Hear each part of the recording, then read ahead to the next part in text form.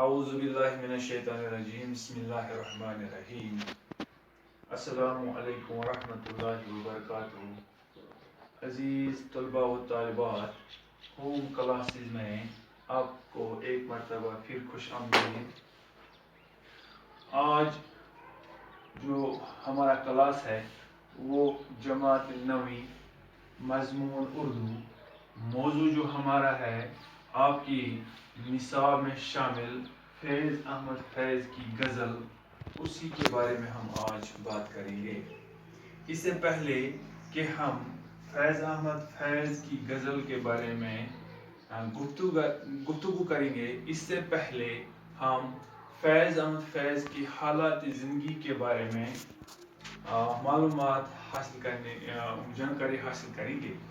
فیض احمد فیض 13 فروری 1911 عیسوی کو سیالکوٹ کے قریب ایک گاؤں میں پیدا ہوئے اور ان کی وفات 20 نومبر 1984 عیسوی کو لاہور میں ہوئی۔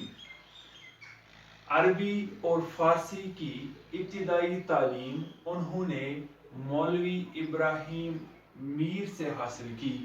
اس کے بعد انہوں نے انگریزی تعلیم حاصل کرنے لگے اور گورنمنٹ کالج لاہور سے انگریزی اور عربی دونوں مضامین میں ماسٹرز کی ڈگری حاصل کی۔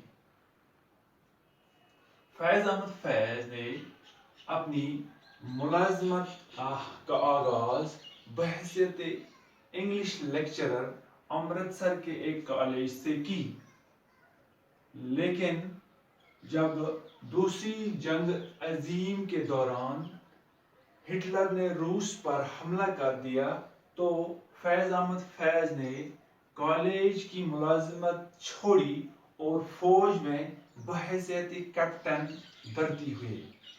جنگ ختم ہونے کے بعد انہوں نے فوج کی نوکری چھوڑ دی اور پاکستان ٹائمز کے ایڈیٹر مقرر ہوئے۔ 3 سال کے اندر کئی اور پاکستانی فوجی افسروں کے ہمراہ فیض احمد فیض کو راولپنڈی سازشی کیس میں قید کر دیا گیا، گرفتار کر دیے گئے اور قید کر دیے گئے۔ 4 سال کے بعد انہیں قید سے آزادی ملی۔ تو فیض احمد فیض جو ہے، اب ہم ان کی غزل جو آپ کی نصاب میں شامل ہے اس کی جانب آتے ہیں۔ پیارے بچوں، آپ اپنی کتاب نکالیں اور پیج نمبر 117 دیکھیں۔ غزل نمبر 1۔ غزل کا پہلا شعر آپ جانتے ہی ہیں، اسے ہم مطلع کہتے ہیں۔ تو اس غزل کا مطلع ہے: گلوں میں رنگ بردے بادے نو بہار چلے، چلے بھی آؤ کہ گلشن کا کاروبار چلے۔ پیارے بچوں، گل ہم پھول کو کہتے ہیں اور باد نو بہار شروع بہار کی ہوا، گلشن ہم باغ کو کہتے ہیں۔ تو اس مطلع میں فیض اپنے محبوب سے مخاطب ہو کر فرماتے ہیں: نئے بہار کے موسم کی صبح کی ہوا نے پھولوں میں رنگ بھر رہی ہے، گویا موسم بہار آیا ہے، ایسے میں تمہارا یہاں نہ ہونے سے گلشن کا کاروبار رکا ہوا ہے، یعنی تمہارے بغیر گلشن بے رونق ہے۔ اس لیے اے محبوب آپ چلے آؤ تاکہ گلشن میں بہار کا مزہ دوبالا ہو جائے۔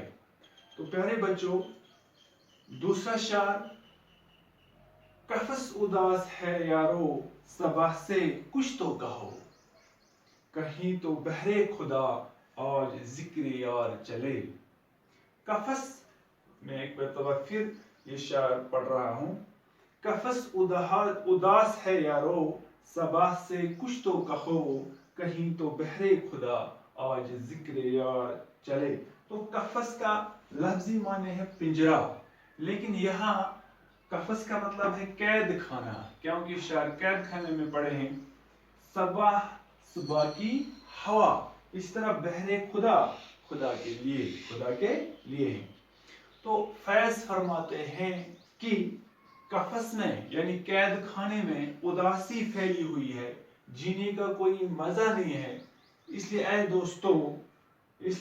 ऐ दोस्तों महबूब के दियार से आने वाली सुबह की हवा से कहो कि खुदा के लिए आज मेरे यार का कुछ जिक्र करे, ताकि मेरे इस उदास और परेशान दिल को कुछ सुकून हासिल हो।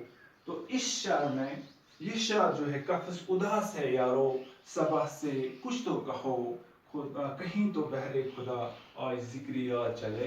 तो इसमें शायर का महबूब वतन गुमान होता है, क्योंकि शायर वतन से दूर कैद खाने में पड़े हैं। इसलिए वतन से मोहब्बत की तड़प की वजह से शायर ने ये शायर कहा है। तो तीसरा, इस गजल का तीसरा शायर, कभी तो सुबह तेरे कुंज लब से हो आगाज, कभी तो सुबह तेरे कुंज लब से हो आगाज, कभी तो शब सरे का कुल से मुश्कबार चले। तो प्यारे बच्चों, कुंज लब कहते हैं हम मुस्कुराहट को।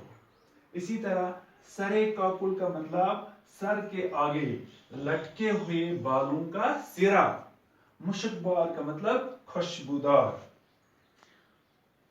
तो इस शायर में शायर शबो रोज से मुतल्लिक अपने दिल की ख्वाहिश का इजहार करते हुए फरमाते हैं कि काश कभी ऐसा भी हो कि हमारी सुबह का आगाज महबूब के मुस्कुराने से हो। यानी जब मैं सुबह नींद से बेदार हो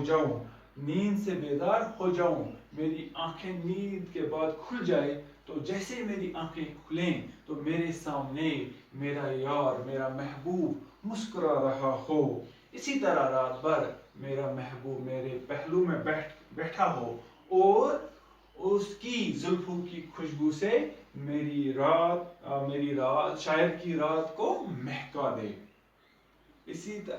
अब इस गजल का जो चौथा शायर है, बड़ा है दर्द का रिश्ता ये दिल गरीब सही, तुम्हारे नाम पे आएंगे गमगुसार चले। फिर मैं एक मर्तबा ये शायर पढ़ रहा हूँ। बड़ा है दर्द का रिश्ता ये दिल गरीब सही, तुम्हारे नाम पे आएंगे गमगुसार चले। फैज फरमाते हैं कि मेरे और महबूब के बीच का जो मोहब्बत का रिश्ता है, वो कोई मामूली रिश्ता नहीं है, वो एक अजीम रिश्ता है। इसलिए महबूब के नाम पर इसके गमगुसार फौरन चले आएंगे। तो इस शायर में भी गुमान होता है कि शायर फैज का जो महबूब है वो वतन है, यानी वतन से मोहब्बत का इजहार इस शायर ने किया है। तो अब इस गजल का जो पांचवा शायर है, जो हम पे गुजरी हो सो गुजरी मगर शबे हिजरां, हमारे अश्क तेरी आकबियत सवार चले। फिर एक मतलब मैं पढ़ रहा हूँ ये शायर, जो हम पे गुजरी मगर शबे हिजरां, हमारे अश्क तेरी आकबियत सवार चले। तो शबे हिजरा का मतलब क्या हुआ? जुदाई की रात। अश्क का मतलब आंसू। तो महबूब से मुखातिब होकर फरमाते हैं, फैज महबूब से मुखातिब होकर फरमाते हैं कि जुदाई की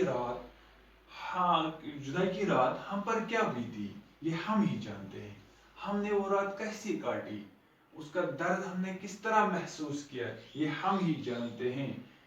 लेकिन जुदाई की रात, हमने जुदाई में जो आहोजारी, शायर फरमाते हैं कि जुदाई की रात जो हमने आहोजारी और आंसू बहाए, इसकी वजह से कम आज कम तुम्हारी आखिरत यानी तुम्हारी आकबियत संवर गई।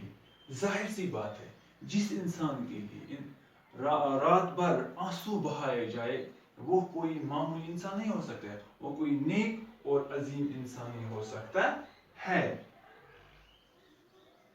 ایک اور شعر اس کا، حضور یار ہوئی دفتر جنوں کی طلب، گرہ میں لے کے گریباں کا تار تار چلے۔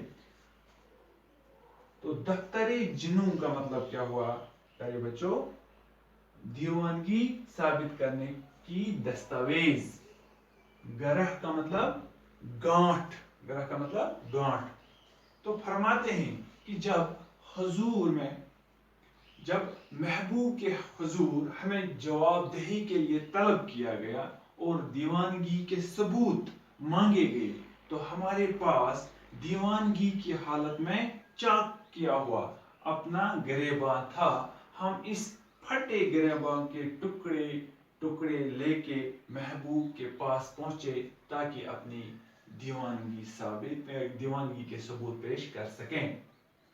تو اس غزل کا آخری شعر جو اس کا مقطع ہے، مقام فیض کوئی راہ میں جچا ہی نہیں، جو کوئی یار سے نکلے تو سوئے دار چلے۔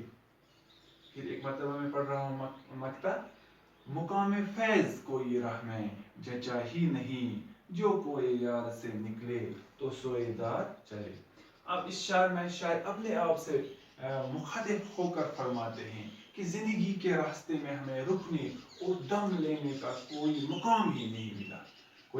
ہم محبوب کی گلی سے، کوئی یار کا مطلب کیا ہوا؟ محبوب کی گلی، اور سوئے دار کا مطلب سولی، یعنی جیسے ہی ہم محبوب کی گلی سے نکلے تو فوراً سولی کی جانب چل پڑے، گویا ہمیں اطمینان کی سانس لینا نصیب نہ ہوئی۔